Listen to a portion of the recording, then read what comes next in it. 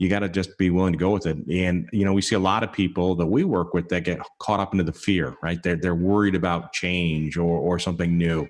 And really, I think the idea is that you need to embrace change and not be scared of it, but more importantly, embrace it because it's coming.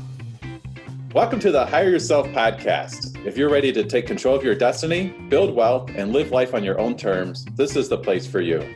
Each week, Pete and I talk about business, franchising, and personal growth to help make you more successful. Nat, I'm really excited about today's podcast. So let's talk about one of my favorite books. So we're going to talk about one of my favorite books. And I don't know, I'm sure you read this, right? A long time ago. Who Moved My Cheese? Do you remember that book? I do remember that book, and I like cheese personally. Yeah, well, yes. I think the idea is we're not going to necessarily talk about cheese, but this idea that it's a book, it was came out in 1988 by Dr. Spencer Johnson, and it's an awesome book because it talks a little bit about this idea that you always have to change. And the premise of the story is there's these two mice, right? And they get up every day, they put their sneakers on, and they go to the cheese pile, and they get their cheese and all that kind of stuff. They come home and take their sneakers off, that kind of stuff. And over time, the cheese pile gets smaller. And one of the mice doesn't realize it and wakes up one day, puts the shoes on, goes there, and there's no cheese, right? and the other one had kind of figured out that, hey, there's no cheese. I got to go find new places to get cheese, right? So the reason I like this book is it really promotes change. And I remember back when I was a manager at Ford, I gave copies of this book to all my employees, right? And actually changed an employee's life. He read it and goes, God, I got to go do something else. I wasn't trying to get him to leave Ford, but the idea is that he just knew that it was time for change. So I thought about the book as it correlates to how we help people explore franchises, right? Yeah, so makes a lot of sense. Right. There's many executives that get kind of caught up into that. I have this great executive position. I put my sneakers on, or in this case, my business shoes, and every day I go to the office.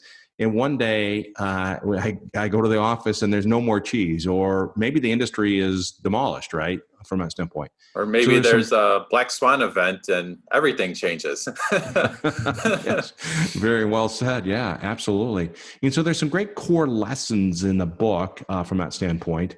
And I think the first lesson that I picked out of it is that change is constant. There's always change. We know that, right? But it's hard to really sometimes embrace that. And you have to be ready for change. And to your point with this pandemic, we're all changing. We're just kind of going with the flow. But I find that to be kind of the first core lesson in the book is that change is constant. It's always happening. Yeah. I think when I'm thinking about change, I think it's like kind of important to exercise those muscles of, doing new things, moving on to new opportunities, kind of keeping yourself in learning mode and evolving and not getting in too much of a rut. I think that's the number one thing. We just kind of, I have the saying, kind of, I thought about it or heard it mostly with kids, but the days are long, but the years are short. And it's so easy, decades can fly by. And I think it's really important to look at new opportunities and do new things, make new friends, new hobbies, all that kind of stuff. It's exercising those muscles. Yeah, absolutely. And I think it is. It's always looking for new opportunities. And I know you're really good. You're always looking ahead at new business opportunities and stuff like that. I probably need to do a better job of being open to new opportunities. I kind of get stuck. And so maybe I'm that mouse that keeps going to the cheese pile. Yeah. And I one of the other points in the book was that, hey, don't take yourself too seriously, right? Just, you got to kind of go with it a little bit, right? So don't get too hung up in a lot of stuff. It's just, life's too, life is too short. Yeah, I totally agree with that. I think the other thing is it's never too late to change. I always love, sometimes I'm working with people and they might be even in their 60s sometimes, and they're going back to school and, getting a master's degree. Or one person I was working with had a 30-year corporate career, super successful. And she just felt super passionate about becoming like a physical therapist. And so she went back to school for physical therapy, and that's kind of was what she wanted to do, which I thought was awesome. Talk about, something I wouldn't have thought about, and it's just kind of reinforces it's never too late to change and do something. People are living longer than ever before. You might as well do something you enjoy for the last, 20 years of your life or whatever. Yeah, well, people aren't retiring the way they used to, right? And they want to continue to do something. And I work with, as you do, with a lot of people in their 50s and their 60s that say, listen, I don't want to retire. I want to go do something else. I've had my 30-year career in the corporate world, and now it's my turn. And I want to go do something that I can enjoy and I can bring a little bit of income in. And so I do think it's never too late as you look forward to the future from that standpoint. And then I think, and this is really key in this crazy world, is always anticipating change, right? Is being ready for change, and it's kind of looking ahead. And you remember when we went to the driving school and we were Yeah. driving? Yeah. Remember how they told us that when we're coming up to a corner, you don't look at the corner, right? You look around the corner, right? Anticipating what's out there to understand that. So having a further vision. And I think that's true as we look at opportunities, whether it's careers or investment opportunities or just where we're going with our lives, is always looking forward. Yeah, the that lesson from driving school has come in really handy. My 15-year-old's been driving, and so the other day we're going through the toll booth, and I'm thinking in my head, like, he's gonna look at the guardrail. I'm like, don't look. I'm like, look at the horizon. Look at the horizon. Like, I didn't even. I'm like, I'm not bringing up the guardrail because I don't want him to look at it and hit it. I know. And that's true, right? Because they say if you, like when you're driving, if you look into the wall, that's your car goes where you're looking, right? So Totally. that's good. And I think one of the other great lessons from the book is that old ways don't always work, right? What some things work today may not work in the future. And boy, in a crazy world that we are with this pandemic, I think that's really true. Yeah. One thing for me too, like basically stuff starts hitting the fan and you're, having to make changes and adapt. I think it's super important to keep it simple. It's that old keep it simple, stupid saying, the KISS saying. And I feel like I've done, like, that's something I've intentionally done, is kind of strip back and get more clarity, simplify, through this time of change with the COVID and everything. And it helps also kind of like makes you prioritize and think through what's really important, what has to be done. That 80-20 rule, like, how can I get 80% of the results with 20%, of the time or effort.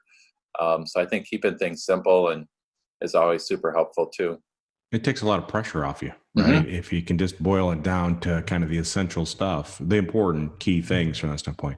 I think one of the other great points of the book is that, hey, don't be afraid of change, right? Change is, as we talked about earlier, constant, but you got to just be willing to go with it. And, we see a lot of people that we work with that get caught up into the fear, right? They're worried about change or something new.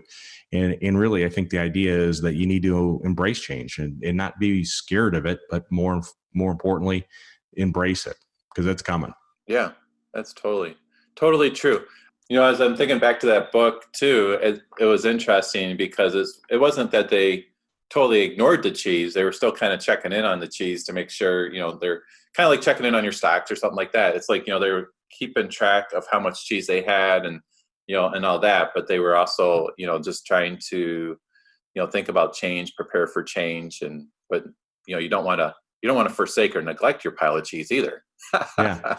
Well, and I think you want to visualize the end point, right? Where do you want to be, right? So Yeah. maybe I want to have multiple cheese piles, right? So I'm not caught up. I've been trying to teach my kids this that are in college, right? They're trying to make it through college.